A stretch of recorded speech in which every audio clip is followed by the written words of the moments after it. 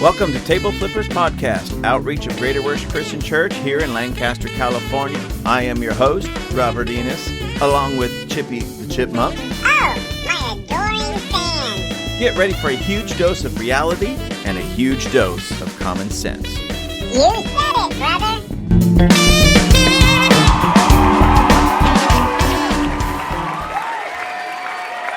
All right, ladies and gentlemen, we're back.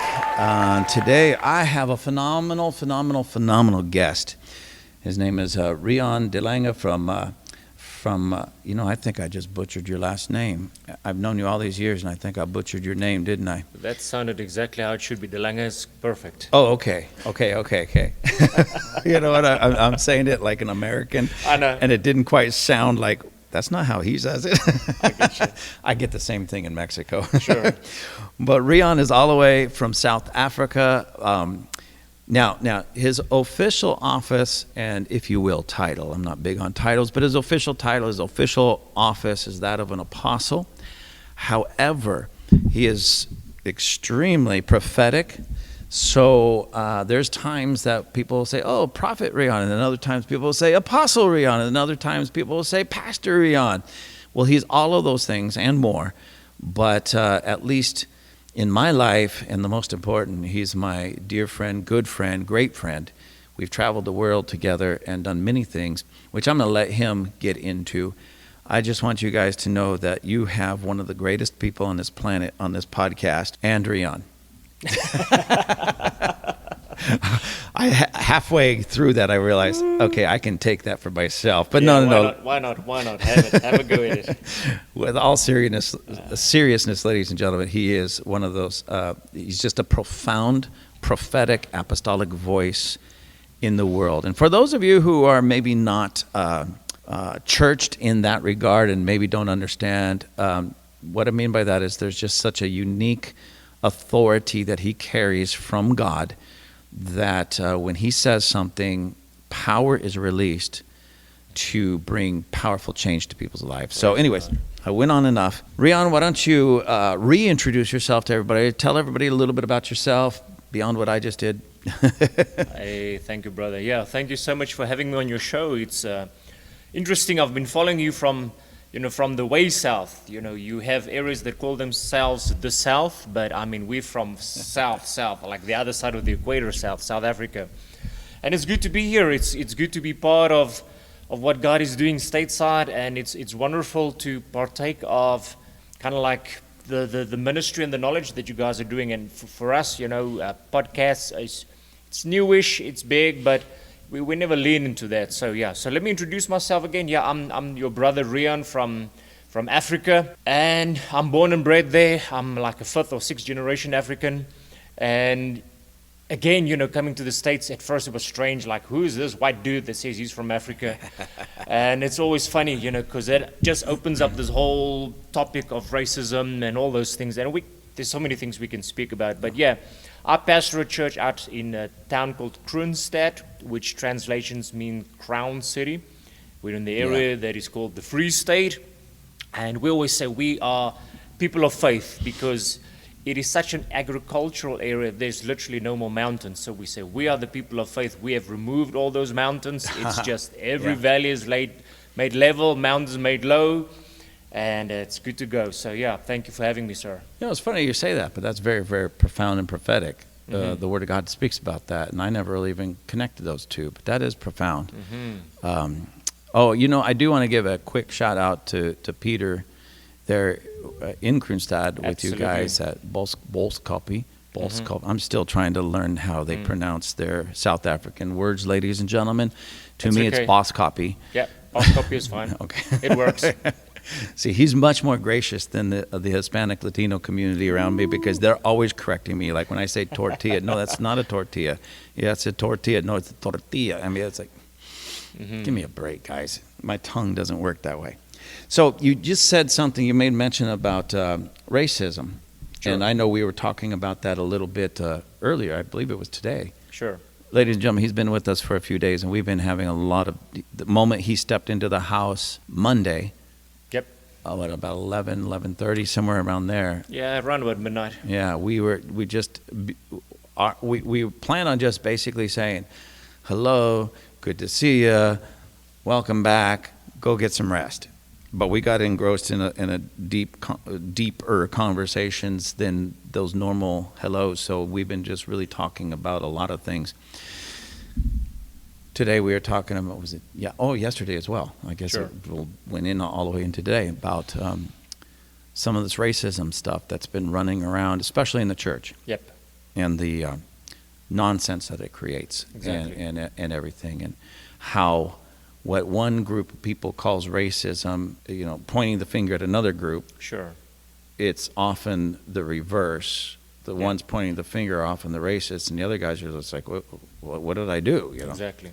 Anyways, So if I can lean in a little bit there, and South Africa was kind of like made world famous for the apartheid regime, and the word apartheid is an Afrikaans word, and they never translated into what the English word, but the English word means segregation. So, and they said, oh, it's a hatred to keep people apart. That is not what it means, and they just ran with it, and kind of like, because there was this victim mentality, nobody could correct it. So it's segregation, and in the weight of the scale, I mean, we hit the news, but there's other parts of the world that had far worse segregation, even in our local tribes. I mean, the beauty of South Africa is we call it a rainbow nation, but we are such a diverse culture. We've got a bit of everything. It's like America. It's like your big cities. We've got Right. everything. We've got, except for Mexicans though. But I mean, we've got Indians. We've got Chinese. We've got Russian. We've got people from Spain, the Spanish people. So it's a boiling pot of so many cultures. And then obviously we have 11 official languages, Wow. of which English is predominantly then the business language, and myself being an Afrikaner, which is kind of like your farming style. And I mean, I speak 2.5 languages, and the other half is obviously the first thing they teach is how to cuss and how to swear somebody's mom, and so I know enough to get you in trouble and enough to get you out of trouble. Yeah. But as far as racism, to give you a little bit of background, the church that we've planted, the apostolic work we're doing, is a multicultural church. So Right. I literally have black people, I've got Indian people, and we've got mixed race, and they themselves call them colored people. So Yeah. it is not something that we've placed upon them, it's Right. something that they've owned themselves. So Right. we've got colored people, we've got Caucasian white people, and the battle is kind of like the same as in the States. On paper, they always want you to kind of like put yourself into a category. Right. Why can we not just be I'm African? Yeah. Why can we not just be I'm American? Right. Why should there be the classification of all the different races? Right. Ladies and gentlemen, this is interesting that he brought that up because we didn't actually even talk about that aspect No. of it. But I remember every time I go to South Africa, but the very first time it really hit home, there was a whole class of group of people that they themselves call themselves colored. And if I understand that, they're more the mixed races, like maybe They're a white mixed dad races. or a black mom, Yep. something like that.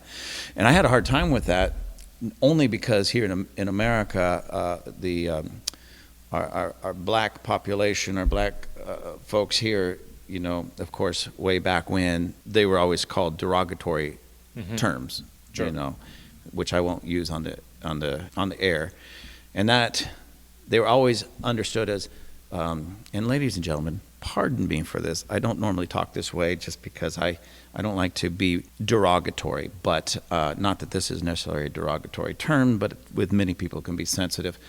They went from what we call the N-word, Sure. typically, then it shifted to Negro, which only means black. Sure. But it had that negative connotation because it was so associated with what we call the N-word. Sure. And then it went, I believe, to coloreds, and then black, and then African American. I personally stayed with the to describe somebody, oh, that black guy over there, or my black friend, or whatever, black, because I don't like the term African American when, they're not African. Sure. They might share the same skin color, but if they were born here, they're Americans. Exactly. You know. So anyways, so when I was there and the term colored had become a more derogatory type of term, you know, maybe not in and of itself, but the way it was received, so we just didn't use it. So when I went there, it's something official. Yeah, it's an official thing. It's an official, and it's not offensive. Demarcation. Yeah, it's non-offensive. They take pride in it because and we need to distinguish between racism and culture. Yeah.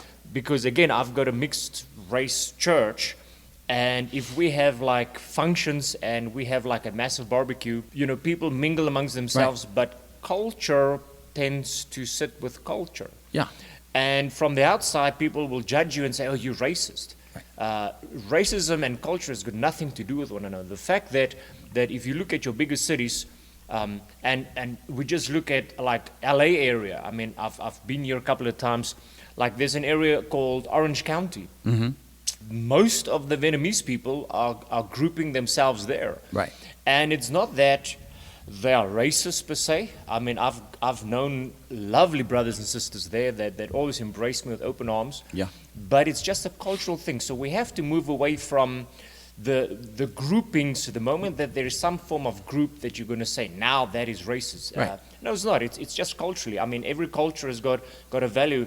And there's one scripture that Paul actually speaks about, and he says that within each language there is a great value. Right. And that just sparked me to look at different viewpoints of different cultures. Yeah. That some of these cultures just happen to have skin color. I mean, if you look at the modern day, call it then white man, you have like with us in Africa, and I have a very unique accent, but I'm white. You've got guys in England, they're white, but they've got a unique accent. You go to Australia, they've got a unique accent.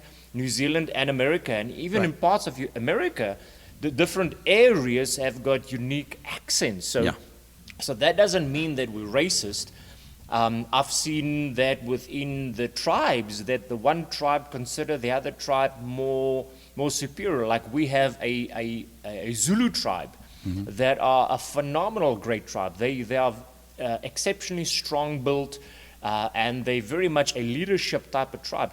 And they laud themselves as the superior tribe in our nation. Right. It is of such a nature, if a Zulu person is a greeter at the door, and that is his job, and he opens the door for you, he demands you to greet him first because he's Zulu. Right. And I'm not opposed to that. It's just, it's the wrong place to apply your tribal ethnicity. So that in itself makes you racist. Because now I'm of a superior class and you have to bow down to it. So it's got nothing to do with skin color. It's got to do with attitude. And coming back to the word apartheid, if there is a specific hate, then I think we need to look at the term racism. Yeah. And it's interesting you brought that up about the Zulu tribe specifically, but sure. I remember the first time, this is long before we had met. I've been to South Africa several times, and when we first started working there, and I say we, some people that I had been work that I had been a part of, we started working with different pastors. Sure. Now, coming from America, I'm a white guy, coming from America, I see these black pastors. I don't think of racism or those isms. Sure. Because they all are black. They all are in the same country. They're all really even in the same area, within maybe an hour's drive of each other. But we had the hardest time getting them to work together because they're of different tribes. Sure. And so when people start talking about racism, especially here in America, and they start pointing the fingers at other people, other groups that don't quite look like them, and oh, you're racist, that's racist. You can't say that, that's racist. You can't go here, that's racist. You can't eat that. You can't even wear that clothes because that's what do they call it? Racial appropriation. And it's like, that's ridiculous. Because here we are in South Africa, and I know this happens everywhere. It's not just South Africa. It's not just America. It's just everywhere. Everywhere I've traveled in the world has these same types of problems. This one pastor didn't want to work with the other pastor because one of them was Zulu and another one was, I believe, Sotho, yeah. And they just didn't want to work together. Yeah. And we had to literally pull these different pastors into the room and basically say, listen, if you're going to work with us, you've got to work together. Yeah. And again, it wasn't a racial thing because they were of the same race. Sure. It was a cultural thing based upon what tribe they were from. Exactly. And even that was strange because much of the culture, not all, but much of the culture, even within those tribes, were so alike that I never would have known this. You would not know the difference Yeah. if you're an outsider. Right. Yeah. And I didn't until they started like, no, I'm not going to work with him. I'll work with you, but I won't work with him. It's like, what's going on here? Sure. We thought there was bad blood between them personally, Yeah. and there wasn't. It was tribal things that went back hundreds of years Sure. and was still manifesting, and we're like, no, you got to get over this. You just got to get over this. Sure. Well, you don't understand what their tribe did to our tribe. Yeah, that was how long ago? 100 years ago? 200 years ago? Who knows? Yeah. It's time to get over it so we Exactly. can all move on forward. Yeah. Anyways, So speaking of getting over it, if you look at the kind of like feel the pulse on the street, layman's term, and you meet people in business area, secular area, whether you meet them at the airport or wherever you find them. Again, coming from kind of like a racist capital, South Africa, the big racist. I don't find racism. I don't see racism. I don't feel racism. Right. Even in areas where it was kind of like forced change in our nation, where now you have somebody of another ethnic group that became a leader because simply he's of a different color. right. In the beginning, you still have the old people that kind of like lean the old way, and it's kind of like that generation has to die out, I guess. Yeah. But for the new generation that we meet, I don't find not one person, maybe 1 in 1,000, Yeah. that are extremely racist. Yeah, that you would look at and say, okay, that really is a racist. That is a racist, yeah. Because we were told and warned even before we left, and this was years ago, that, hey, the apartheid, the racism, the division, the hatred, the violence. So we went in kind of geared up for that. Exactly, And what I saw was the exact opposite. exactly. We go into like an outdoor mall, and at least the malls, the outdoor malls, I should say, well, even the indoor malls, there's sort of like a central meeting place, Yeah. whether it be, we call them food courts here, Yeah. something of that nature. And we would see, the black Africans, Sure. the white Africans. Exactly. We would see even Muslims Yeah. in their Islamic garb Yep. over here, and people that even to the point like maybe Catholics, the nuns and Yeah. the priests, and they were. I'm not saying like a big mixed group. Yeah. They were, Islamists over here, and the Catholics over there, and this and that. But there was no arguing, there was no fighting, there was no fussing, there was no wars, there was no violence. When they had to interact, they were always cordial to one another. Sure. Things of that nature. They respected one another. And there was even one time I thought, okay, this is going to get hairy, because there was even like an Orthodox Jewish group Exactly. sitting literally within 10 feet. There was about 8 of them. Exactly. Looked like a few families. And then there was 8 to 10 Muslims Exactly. about 10 feet away from them. No fighting, no arguing, no fussing. I'm not saying it never happens. Yeah. But my point is, it just was not happening on the level that it seemed like the world, the media, Yeah. wanted to portray. Sure. Like, don't go there, you'll get shot if you go into a certain area. Now, there might be some places like that, but Yeah, I think you can find those places anywhere in the world. But absolutely. again, the narrative is pushed down upon us. If I look at like from a political point of view, it is just the top elite Right. that are pushing this racism Oh, yeah. narrative, because they are the ones that benefit out of it. Yep. Kind of like divide and conquer. The more they keep the people divided, the more they're conquering, and they oppose on themselves the ability to stay in power. Right. With us, we've got the same political party running the government for almost the past 30 years. Yeah. Now, to give you a little background, I was still in school, like high school, when Nelson Mandela got freed and he became the president of South Africa. And it was a great time for the nation. And we were actually praying and fasting, and we were really seeking the Lord that there would not be bloodshed in our nation, because believe it or not, the African white African people are a very militant group. We were like Israel. You were conscripted when you finished high school. You had Right. 2 years of compulsory military training, and you were sent to the border, and you protected the border. That was normal. And so everybody knew that there is that warfaring spirit within our nation.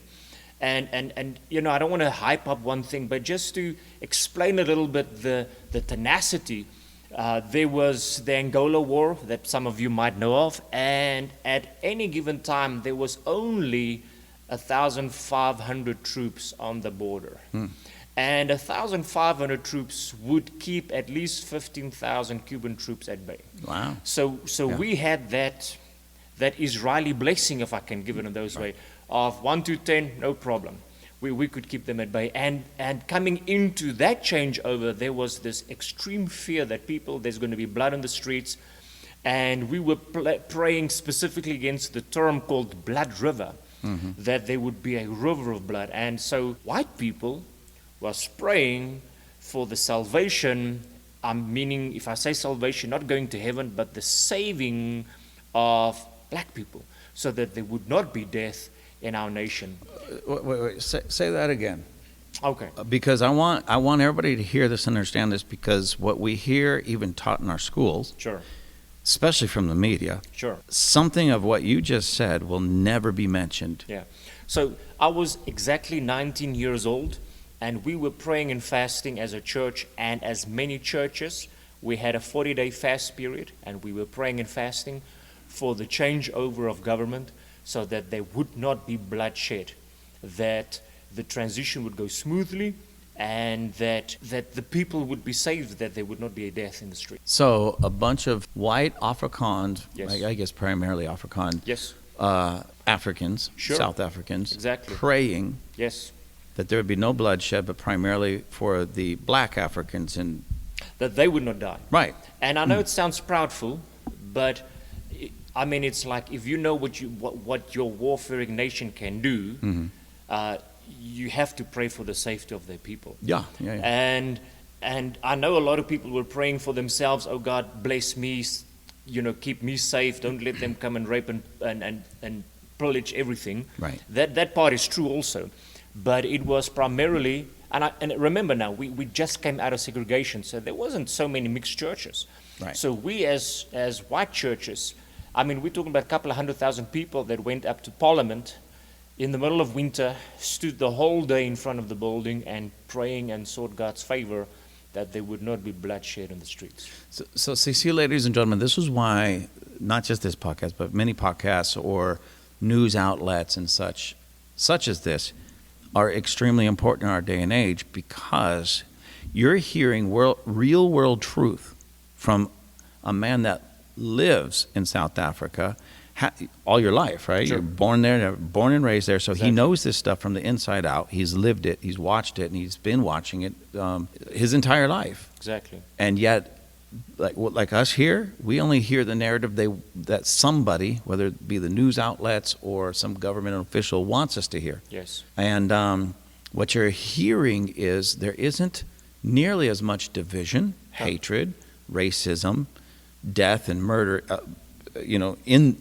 associated with that racism, Yeah. as we have been told or taught. Sure. Now, let's talk about the racism that we can feel in the street. And how can I word it? Because of our, call it then, European background, and if you think of efficiency, you think of like Germany. Right. They're very efficient. And there is a big portion of German influence in our lifestyle. So as far as that, we like to be punctual, we like things on time, Right. and we want things to work and function. And for the most part, the African culture is not as punctual, and for them, efficiency doesn't really apply. Right. And that is the only thing that causes tension in our nation. We are not bothered if a white person is in control or even a black person is in control. Right. And if I can lean a little bit that way, and I want to bring another guy that we spoke about, is my good brother Stembiso Sibusiso Dwili. Yeah. He's a South African black man that I love very much. He's like my brother. Yeah. I've known him for 20 plus years. I actually knew him when he was still in high school. I saw him get born again. I saw him go to college. I saw he got his diploma in engineering. And then he went on and he got his degree, and then he went on and he went on. And this guy is just studying and doing well. And he went in, started to work at a company called Mediclinic, which is a hospital, a private-owned hospital. And he grew through the ranks, and he was a technician, and then he became a manager, and then he became the technical manager of the hospital.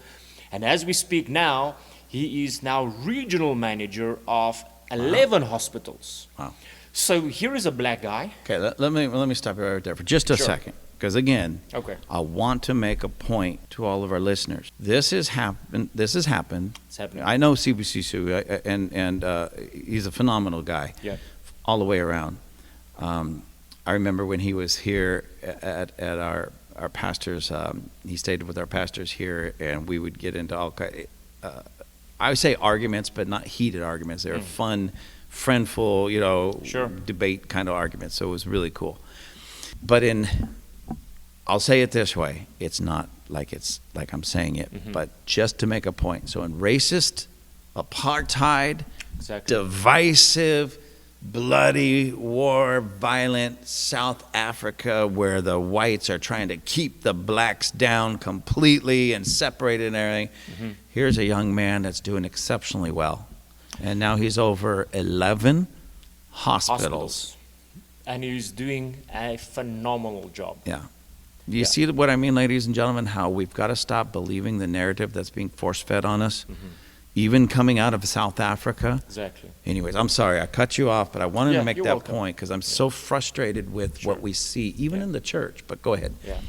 And even in sport, I mean, in the early days, it was forced upon people that whatever sport you have to have a quota player, meaning Right. there's got to be a certain amount of white people, and there has to be a certain amount of black people Right. and colored, whatever else, to fit the quota. Yeah. And again, that is for us a tension of racism. Yeah. Not because we're opposed to it. If you look at our current rugby squad, we are contending for the World Cup, and I'm cheering for them. We are actually reigning champions, and if we excellent. can have it, we would go down in history as one of the few teams that actually are back-to-back world champions. Wow. And I mean, our national captain is a black guy. Right. And you know what? He's doing a phenomenal job. Yeah. He's not just a quota player. He is actually a awesome leader, and he's doing a great job. The problem that we saw, and forgive me for leaning into that, they would put people into position of power because of their skin color, and they would fail because they are not the correct person. And that was fuel to the fire for racism, because again, I'm not opposed to just get the job done and do it right. And there would be no racism. Right.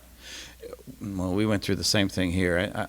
I think I shared with you many years ago. Yes, ladies and gentlemen, many years ago, I went out for LAPD, Los Angeles Police Department. At that time, I made it all the way up to the oral interview part, which was about almost all the way through the process before you go into the academy. And even after the oral interview, two sergeants sat back and told me that I had all the points I possibly could get. And I said, well, how can I get more points? Because, they said, well, you're an excellent candidate. You have all the points you could possibly get. Well, how do I get more points? Well, if you had military experience, which I didn't. Sure.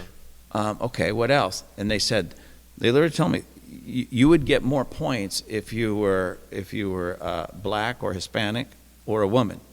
Wow. And I said, well, I can't change any of that, so I guess I'm just going to have to be happy with the points I got. So they wrote some things down in their folders, folded it, pushed it aside, said, you're not getting the job. I said, I thought you just said I was an excellent candidate and had all the points that I possibly can get. They said, yeah, but you're a white male. Wow. I mean, literally told me that. You're a white male. You're not getting the job. So what you're telling me is that in the freedom capital of the world, you were held back because you were white. Because of the color of my skin. Because of racism, I was held back in the land of the free. Wow. So honestly, what they did and how they were doing and their policies were completely unconstitutional and go against the very fabric and fiber of this nation. I know people say, well, what about racism? Same thing. I mean, racism, or I'm sorry, slavery and all that. What I experienced, ladies and gentlemen, it wasn't on the same level as slavery. Please don't misunderstand me. But it's the same spirit behind it. Exactly. It was that same spirit that, okay, now it just shifted from people with darker skin that we're going to control to now people of lighter skin we're going to control. Sure. And it wasn't about trying to even the playing field, because you can't level the playing field by holding one group back and pushing another one forward, like you were saying, without earning those things. Exactly. Because and that comes back to the coin that we like to use called time, because in anything it is you require time, and I like the scripture where Jesus said, make a tree good and it will be good, make a tree bad, it will be bad. But how do you judge that? You give that tree time. Yeah. And again, leaning a little bit into our South African culture that we have now, our present government has done great things. I have to acknowledge that. They have brought a lot of change and a lot of freedom in their own right. But having them 30 years in power and having the previous government also 30 years in power, and we have to weigh structurally where we're at, we are worse off economically than we've ever been. There is a lot of, to give you just a clear idea, and I'm a little bit off with the numbers, and there might be some people that might just update us at some point, but in our first 30 years, I think we built like almost 20 power stations. Right. And South Africa is big, but it's a small nation in compared to United States. Right. Yeah. So that same time frame, they've only built like 4. And at the moment, we are struggling with power in our nation, and at times it's so bad that we will have 12 hours a day without power because the power grid cannot sustain the energy demand. Right. So it's and again, it's not something new. They've been telling our present government and the present company for the past almost 12 years, saying, listen, there's too much demand. Some of these things are getting old. We're going to have to renew them. Right. And it's a cultural thing. And this is where it gets difficult. It's a cultural thing, because why fix it if it's not broken? Right. So there is an aspect of maintenance that is required. So back to your story about, in a sense, reverse racism. For the first 20 years of my adult life as a South African citizen, we suffered reverse racism. Yeah, same thing. There is a thing, a legal document from government that is called Black Economic Forum, so BE. That means that you have to be black or score on a black scale to get any form of contract from the government.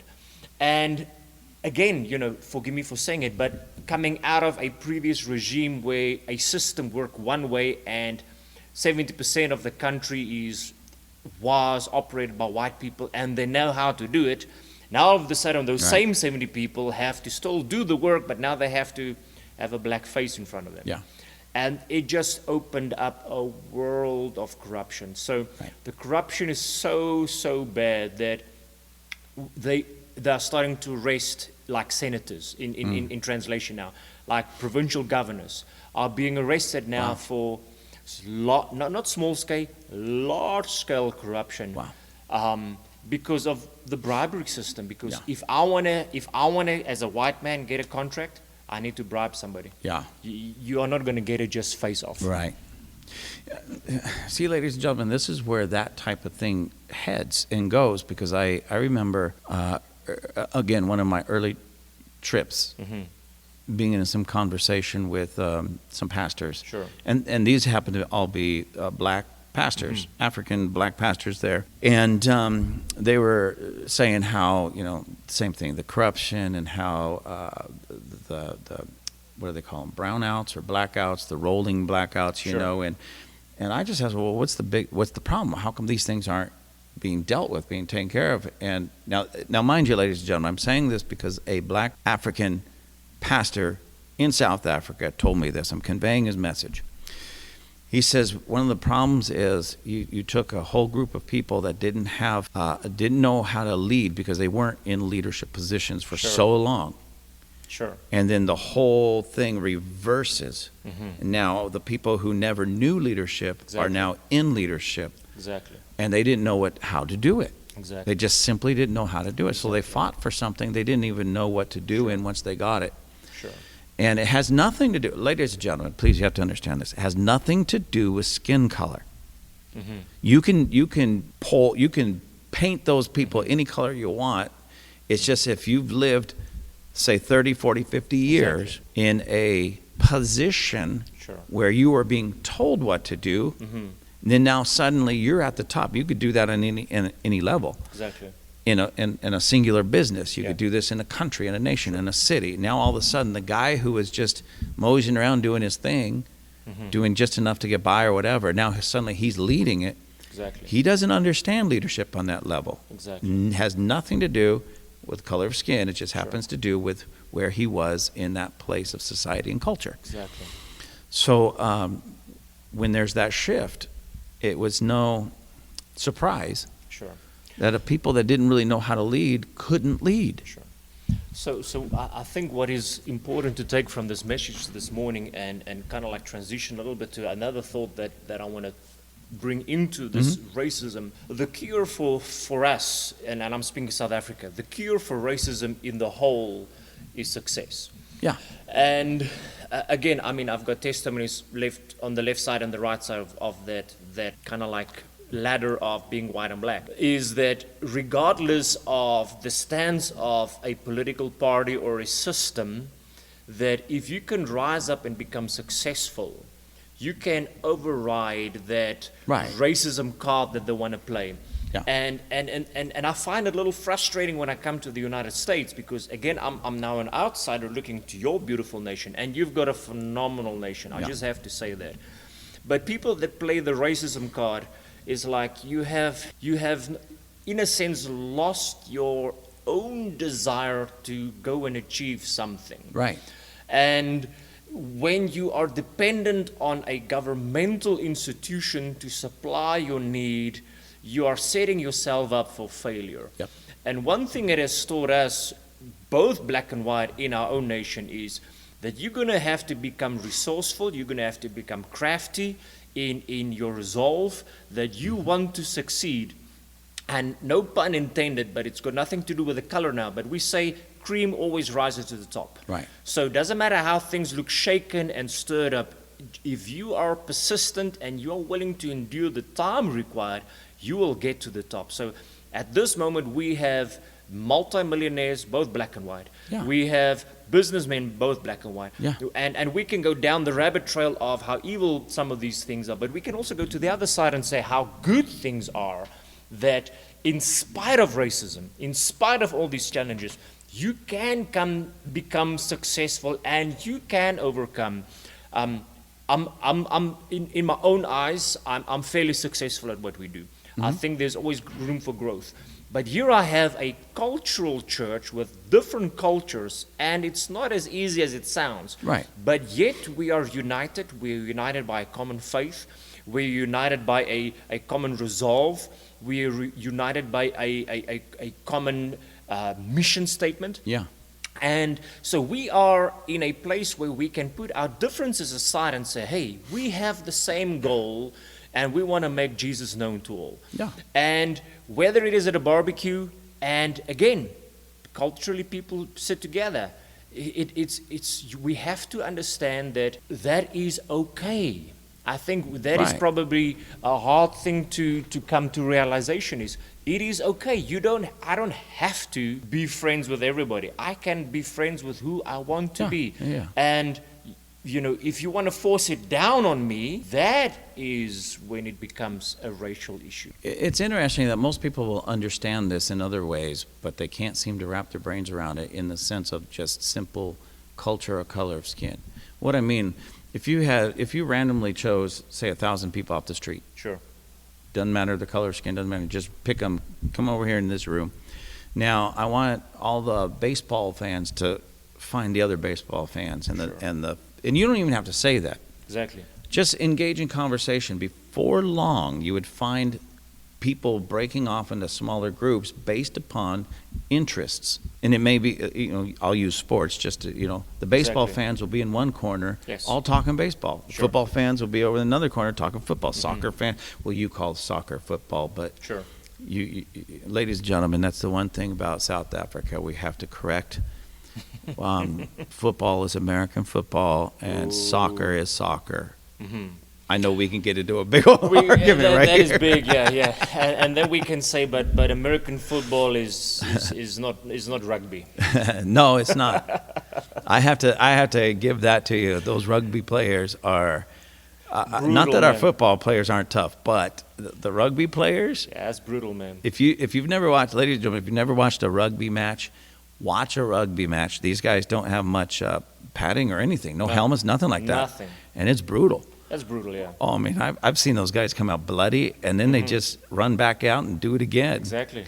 Anyways, but if you put 1,000 random people in a room, they're going to end up not dividing like a negative thing, No. just finding people that they can connect with around Sure. something. Again, if it's football, if it's baseball, if it's soccer, if it's boxing, whatever it is, Sure. they will find those people that they connect with. Yeah. And what's interesting about our world today is, depending on the situation, Yep.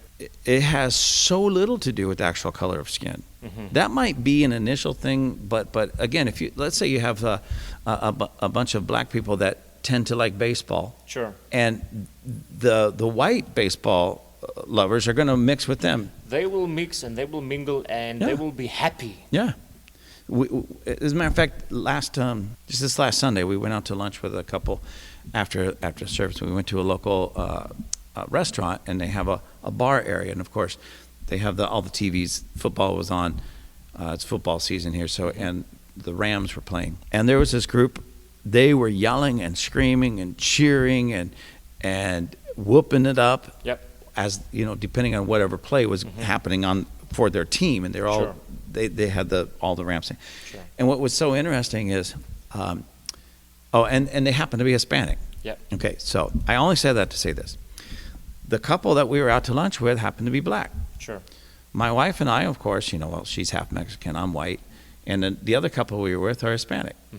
We found ourselves cheering, and I don't really watch football that Sure. much. I love the sport, I just don't have time to really watch it. But we found ourselves cheering with this group of Hispanics who were cheering for their team. Exactly. We're cheering with them.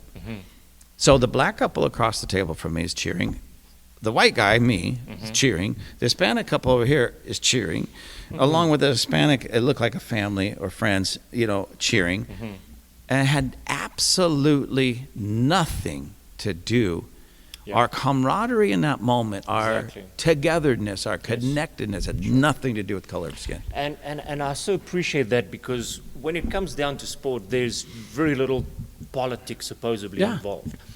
At least on that level. And on that level. And if you do watch the film Invictus that Matt Damon plays in, it's the story about South Africa and then the Springboks that won the World Cup. I didn't see it, but I heard of it, yeah. Yeah, you have to watch it because it will give you a little bit of insight into the dynamic of our nation and the realization that it is that very fact that sport and then that fact of, call it then the Springbok rugby team, had the ability to bring a diverse group of people to unify and rally as one nation behind one another, whether you're black, whether you're white. We've got one goal. We want to win the World Cup. And this brings me to another thing. 2010, we had the Soccer World Cup in our nation. And it was probably one of our most beautiful, prosperous times in our nation. There was little to zero racism in the street. If you met somebody, everybody was happy. Right. Everybody was painting their houses. Everybody was building a guest house. We were building railways. We actually restarted the industrial age a little bit in our nation that we used to be, because we were having all these hundreds of thousands of people from around the world coming to watch the Soccer World Cup. Yeah. And that is for me the key in our beautiful nation, that if we can rally behind a game, a little old rubber ball you blow up and you kick around, Right. with 11 people on a side, and then that can unify us. And you've got this little oval ball with 15 on a side, you're scrumming one another, but it can unify us. If something as simple as that can unify us, imagine if we purposefully say we're going to come united, and in a sense get the politics out of it, because it's all the political genre that imposes it upon us. Now there's a guy, Kent Hovind, I don't know if you guys have ever heard of him. He has a way of saying, what does poly means? Poly means many. And what is sticks? He says those little blood-sucking insects. And wherever I go, it tends to be true. There are many things wants to siphon the life out of you. But if they can just stand out of our way, leave us be, we will be more united than ever before. Absolutely. It's funny you say that because, ladies and gentlemen, just so in case you know, I am not a conspiracy theorist. The reason is because all my supposed conspiracies come true. Hey. So I'm a truth conspiracist or theorist, whatever. But I totally agree with you. To me, I'm not going to say 100% of racism because that's really a heart issue. Sure. But what's behind that? What's the message? What's the drive? And what I see, at least here in America, clearly, it's hard to miss it here, is that it's political. Most of the racism that we deal with, or that push, that division, is political. And I'm just going to be honest with you, ladies and gentlemen. It really began, at least in my lifetime, when I started seeing it, with Bill Clinton.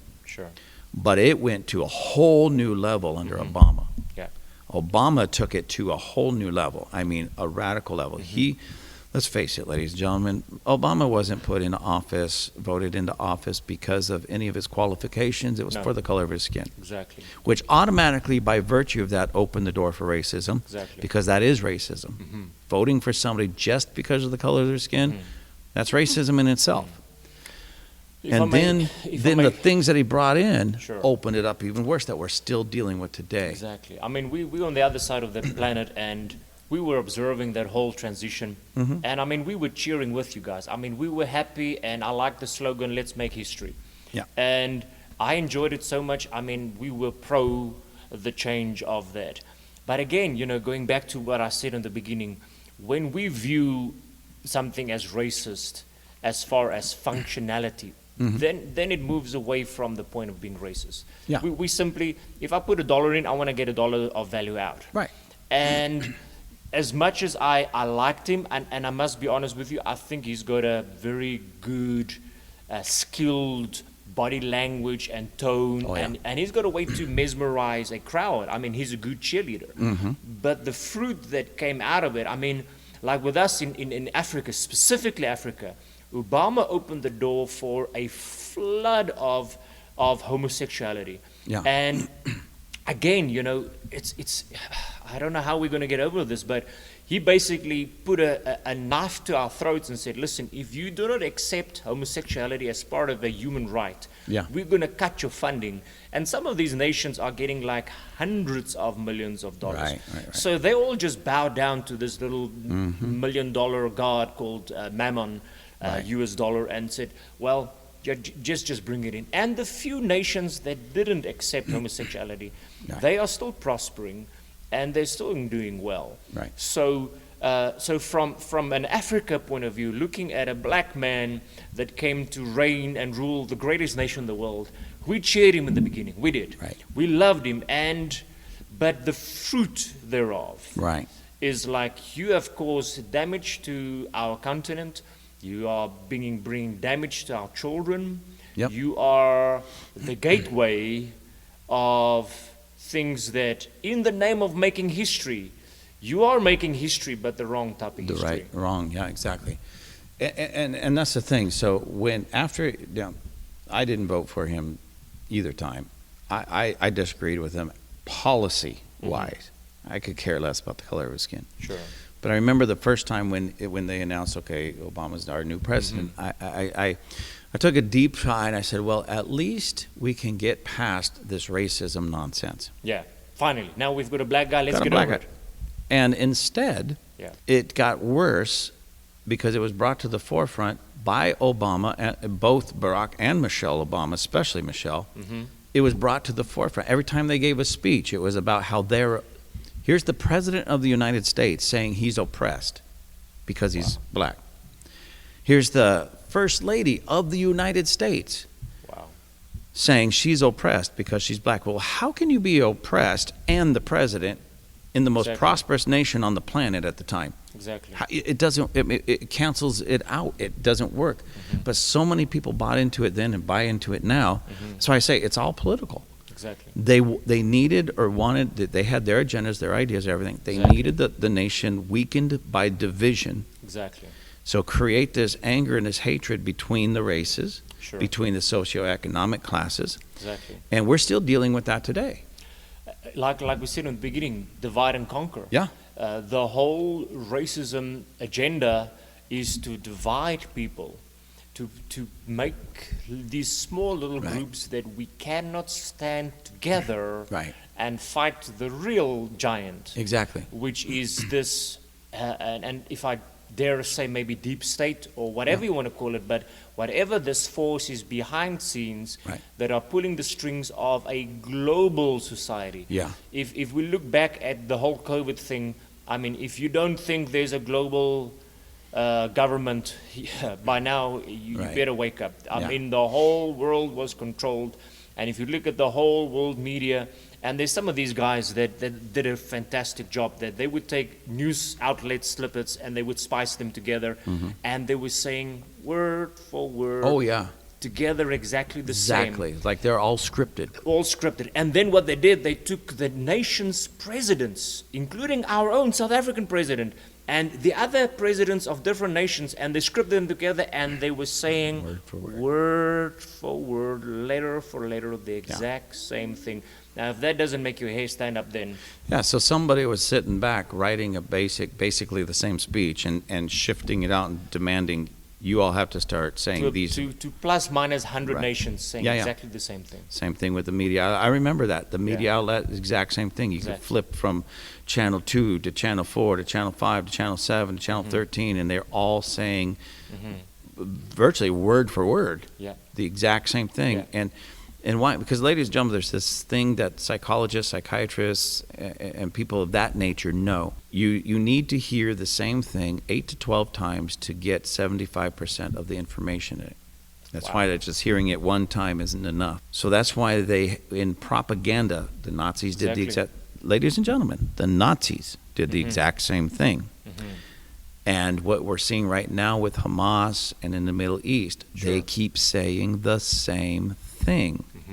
Blaming Israel using specific language over and over and over. And what's happening? Many in the nations are falling for the propaganda just because the lie is being repeated. And the Nazis knew this. Repeat the lie long enough and it becomes the truth. And so... And bringing it back to the topic of today, racism. As long as the media is feeding that Kool-Aid called racism, people are going to buy into it. Right. But we who are on street level, we're tired of it. Right. I want to get along with my neighbor. Yeah, exactly. I mean, I love my neighbor. But that doesn't mean I have to embrace everything of his culture. Exactly. I mean, I don't want to eat maybe food with my hands. Maybe I want to eat food with a fork. Exactly. And because you eat with your hand and I eat with a fork, that doesn't make one superior to the other. It's we're just different. Just different, right. Why can't we not just be different? Right. I'll never forget, I was in actually South Africa one time, and we were invited to a pastor's house for lunch. Yeah. And they were Indian. And when they served the food, there was no forks or knives on the table. So I'm just sitting there looking at my plate, waiting for a fork to come. Exactly. And I look up, and all the Indian people in the room are just... Eating away with their fingers and licking their hands. And, you know, because... And ladies and gentlemen, I only say this because of my culture. Sure. Has not that it's better or worse, it's just different. I'm sitting there going, that is so disgusting. That's gross. I can't do that.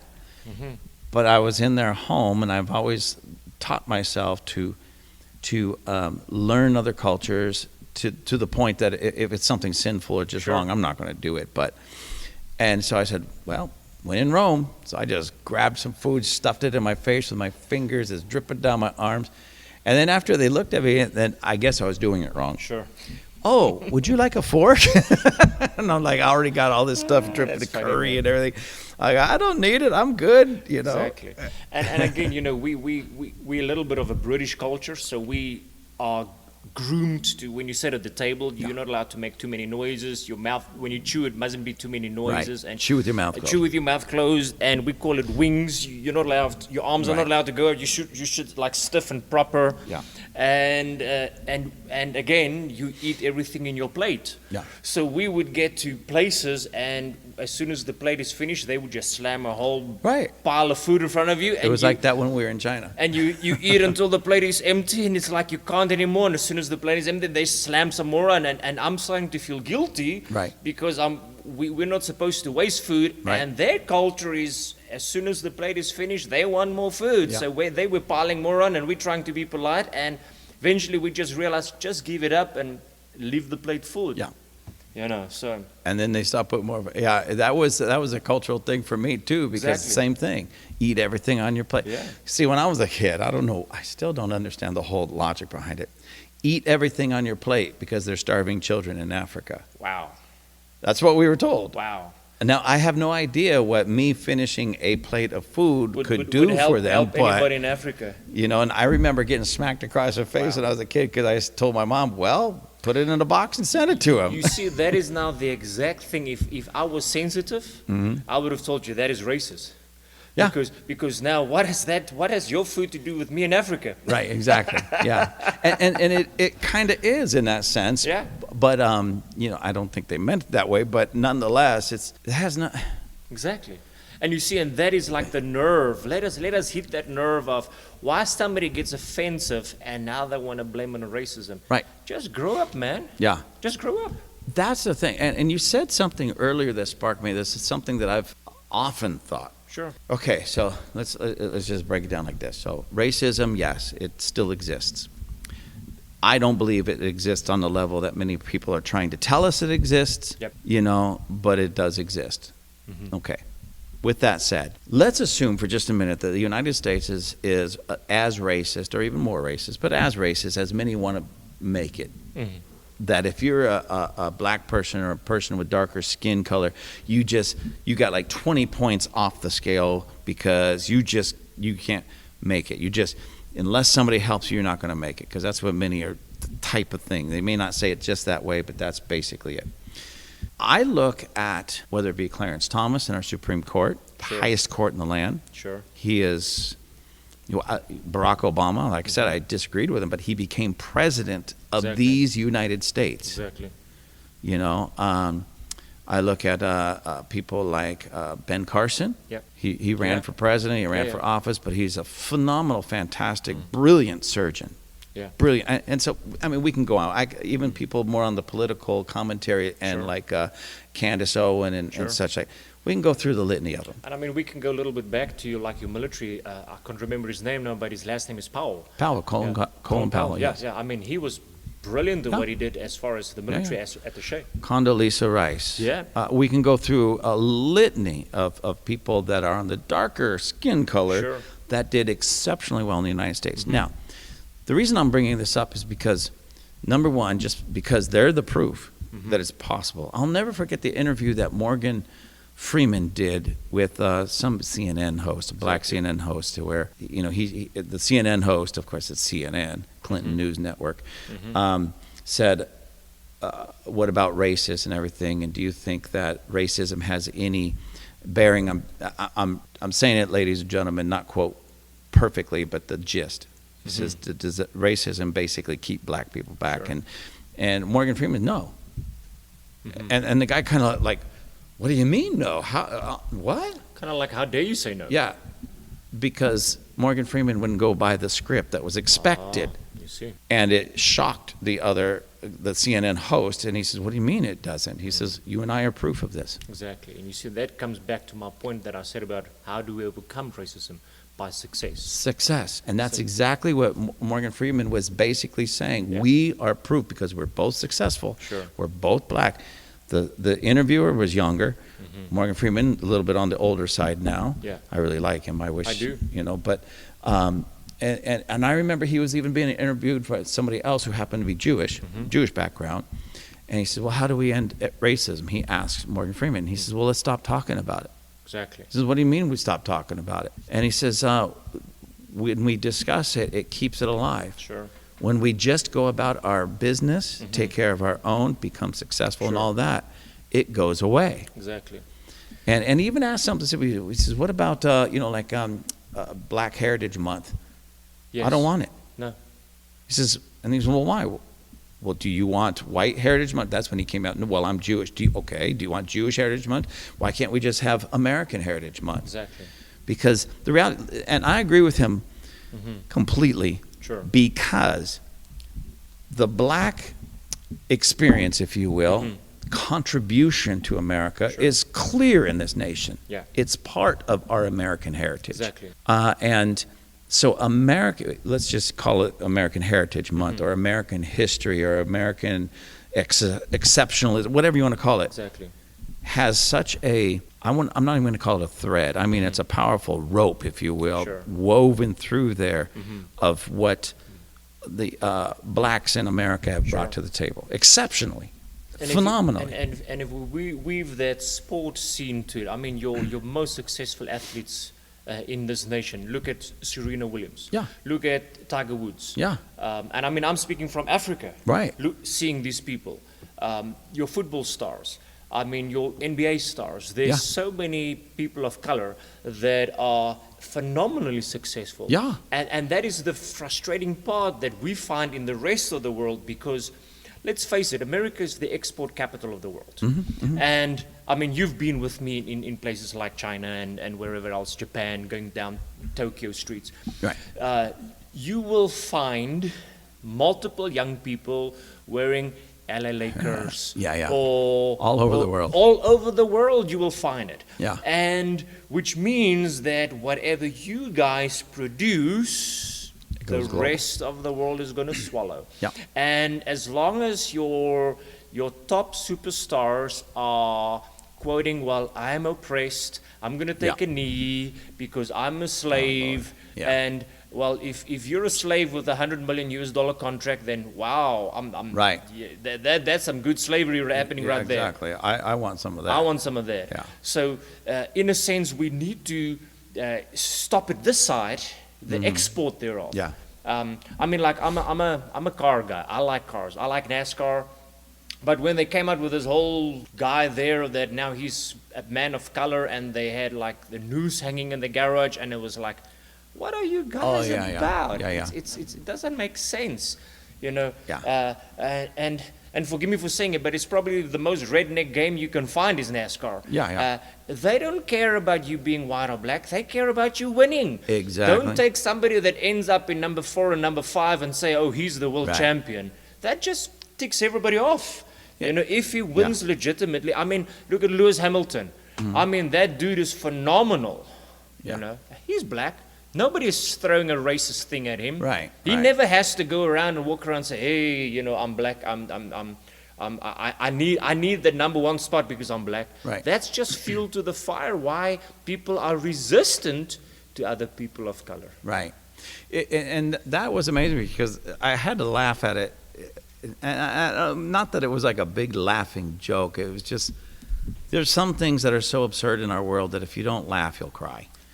So when I heard that, I said, oh, okay, you know, and I went and I actually looked for the photographs online of this supposed noose. Yep. And the moment I saw it, I knew this was bogus, and this guy was just, basically he was just a whiny little bratty kid. Sure. And was using this. Sure. Ladies and gentlemen, on those types of garages, they have roll-up doors. They do. That you have to manually pull a string or a handle. Exactly. That was the string that you grabbed to pull that door down, and often there's a knot or something in the end of it so your hand doesn't slip off as you're closing the door. Exactly. As soon as I saw it, I said, that's not a noose. That's just the knot in the end of it that you pull the rope down to close your garage door when you're done working on your race car. Exactly.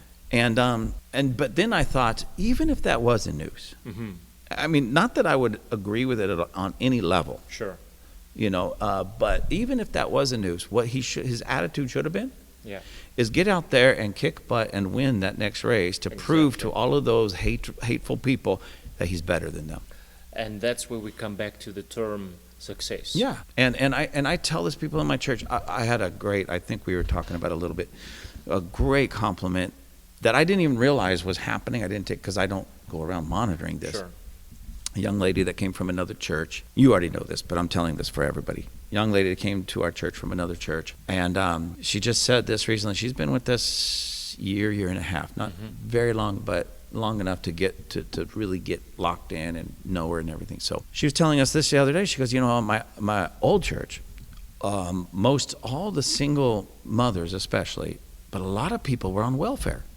Okay, they're just on welfare. I come to our church now, and she's a single mom, and she's starting to make friends with, get connected with and make friends with the single moms here. She goes, Sure. None of them are on welfare. She says, because it seems like everybody here wants to strive to become better, do better, be better, and not need government assistance. I get you. And so for me, that was a great compliment. That tells me, okay, there's something going on in the house that God's doing that really is telling, it's impressing on them that you're better than this. Exactly. And before I go on, ladies and gentlemen, if any of you are on any kind of social program, social, or welfare thing like that, I'm not telling you're a bad person, not at all. No, not at all. I will tell you this, though. You're better than that. Exactly. You have far more than you realize to be able to not just get off welfare, but excel in every area. It's just there's two things. Number one, you need to be convinced of it, so let me help you. You can do it. Yeah. Number two, you need to be convinced of it even in your own heart of hearts, and then you need to take the proper steps. Exactly. If that means education, go out and further your education. If that means simply go get a job, then go get a job. But make yourself more marketable because you have the tools, you have the brilliance to be able to do it. And this young lady is proof of that, and the young ladies of our church. Like I said, I don't go around doing this, but she just brought this to my attention. And it's one of the things that we make sure people know around here. And I'll tell them that. Don't tell me how much money you make. I said, but I want you to get that image in your mind. How much money you make every year? You're worth double. Immediately, Good. I'll tell you, you're worth double. That's good. Now go make it happen. That's good. And then when you hit that, you're worth double again. Go make that happen. Yeah, that's good. And well, we don't know how. We'll figure it out. Exactly. If that means getting a different job, go get a different job. Getting educated so you can get a better job, go do that. If that means simply investing, then invest. Do something to make yourself more marketable. And the reason I'm saying that when we're talking about racism, and I have to jump in there, forgive me, but that's the type of things we need to export from America. Don't export, I'm a racist pansy and I need help to succeed and to win. Right. That's cheating. Yeah. It's cowardice to me. Yeah. Send out the message, listen, you can better yourself. Look at us. We can double in a year. We can growth. We can this. Export that. Export the recipe for success. Right. Because built into everybody is a desire to succeed. Yeah. And the United States is proof of this for every race, every culture, everybody that's here has that ability to do that because we see it across the board. Exactly. And we see it with white people, we see it with black people, we see it with Hispanics, we see it with people from Europe that come over here, Russia and such. We see it from Asia, the Japanese, the Chinese. The Chinese come over here and excel. They do. When they get locked in. And we see that from every culture that, well, let me put it this way. Not every person, but every culture, especially the ones that just say, we don't want a handout. We just want the ability to exercise the American dream. Sure. And we will do the rest. Get out of my way and let me tap into the American dream, the land of opportunity, and they excel. I want to lean in a little bit there on another thought as you were saying it, because you sparked a scripture that came to mind, that before the throne, there's every tribe, every nation, every language, every skin color. Yeah. They're all before the throne. Right. So at the end of the day, before God, there's nobody superior. Right. There's no race superior to another race. But if we can all come to a place to understand that we're all made unique, we're all made different, but we are all made in the image and the likeness of God. Right. I think that would be a fundamental breakthrough to understand that I can get along with my brother, and I don't have to look like him, I don't have to agree with him, but we are serving the same God. Right. as far as this great nation of United States, there you have the ability to, as on earth, or as in heaven, so on earth. Right. You have the ability to create something that can look like the book of Revelation. Right. Every tribe, every nation, every tongue can bow down and worship before the living God. And I believe that as a sovereign nation that you are, that is another export that you have. It is your ability, it is your means, and you are set apart to change nations. Again, a little negative, but you know, the CIA has toppled more than 70 nations. Right. It's a historic fact. But in the same way, how many nations can we turn to God if we take that same emphasis, that same energy, that same US dollar, whatever you want to call it, and apply it and say, let us get all these differences together, understanding we're different, but let us worship one God. Right, exactly. And even in our own unique expression, I mean, I'm sure you've heard me talk along these lines about different cultures. In every culture, Sure. regardless of where that culture originated, where it comes from, every culture, there's really some great things in every culture. Absolutely. Like we were talking about the Hispanic culture, I believe it was yesterday, how big on family, Yeah. big on togetherness. Yep, absolutely. And Beautiful. and that's spectacular. It's awesome. But in every culture, there's negatives True. that unfortunately many in the culture just kind of get used to, and they don't even think about it too much. Just part of the culture is who they are. Sure. So it's easier to see those things when you're outside of the culture looking in, but then you're automatically the racist if you bring it up. Exactly. It's the weirdest thing. And ladies and gentlemen, before anybody says anything about this, I am of this, it's more than opinion, this fact, even with the white culture. So I'm not trying to get myself off the hook like, oh, the white culture is just perfect. Yeah. The culture I come from is No, perfect. No. no. We've got some issues, ladies We and have gentlemen. issues. I mean, we're speaking about Africa. I mean, Africa is known for somewhat the voodoo and witchcraft. Yeah. But the white people have got some serious witchcraft. Oh, yeah. I mean, we call it Freemasonry. Yeah. And I mean, that stuff is stuff. I mean, coming from a deliverance platform, I mean, we've had people that took years to get delivered from all those Right. curses and things that are embedded within the white skin. Right. And I'm glad you said that because it's so true. So when I talk about cultures in that sense, I am not trying to bash one culture over the other. No. Because you're right. You might have, say, in some, darker skinned cultures, the voodoo, and, some Hispanic cultures, the Santa Muerta, I think that's what they call it, and the Santeria, the Santa Sure. Muerta, the Saint Death, all that nonsense. And clearly, if you understand this stuff, you look at it and go, that's pure witchcraft. Yeah. But then you look at Freemasonry Yeah. and those secret society things that are maybe not only, but really embedded in the white culture. Massively. And it's the same witchcraft, by the way, ladies and gentlemen, Yeah. just with a different face on it. I mean, I had one guy that was in Freemasonry for years, and he said he called Satanism in a suit. Yeah, exactly.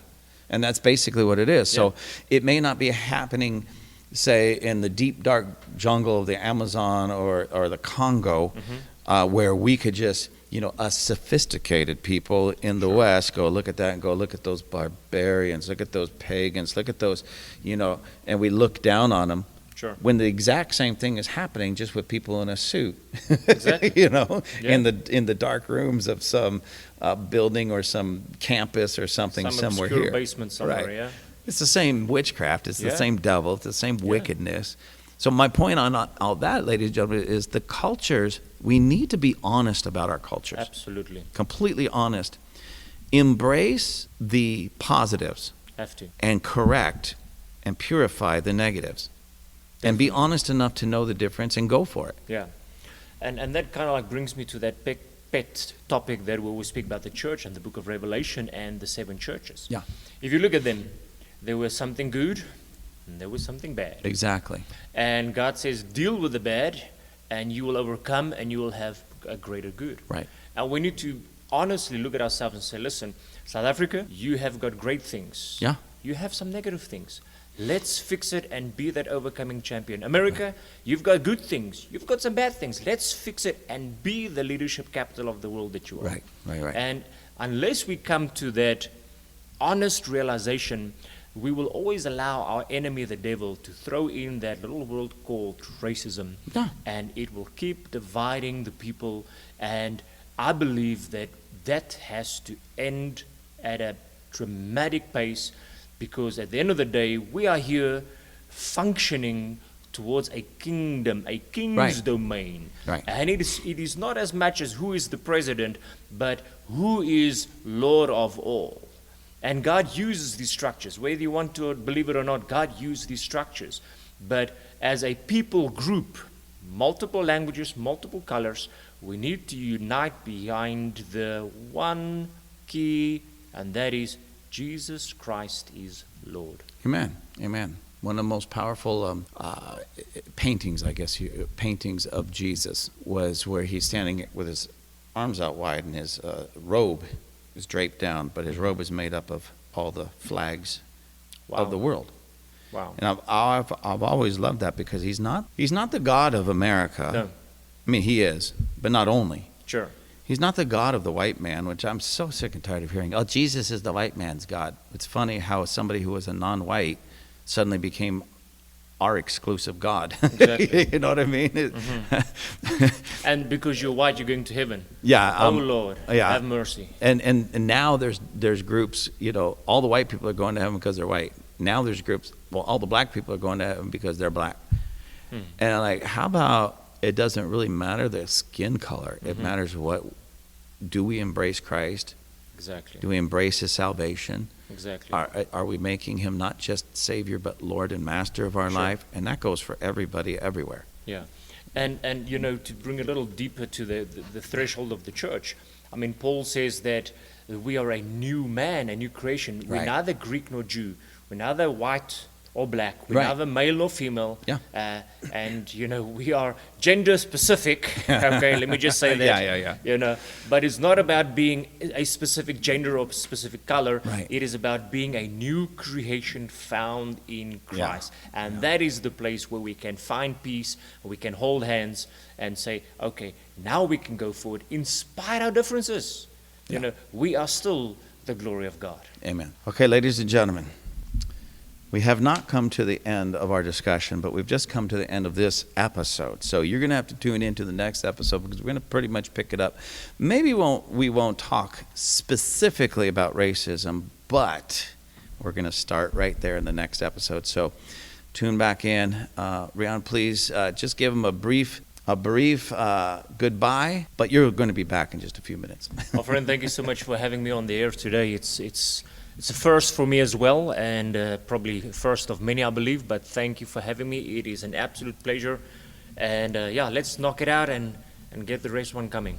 Amen. Bless you. God bless you. We'll talk to you all very, very soon. Thank you for choosing Table Flippers Podcast. To find our merchandise page, go to gwcclancaster.org. Then find the Table Flippers link, click on it, and it'll take you right there. Until next time, have a fantastic day. Say goodbye, Chippy. Goodbye!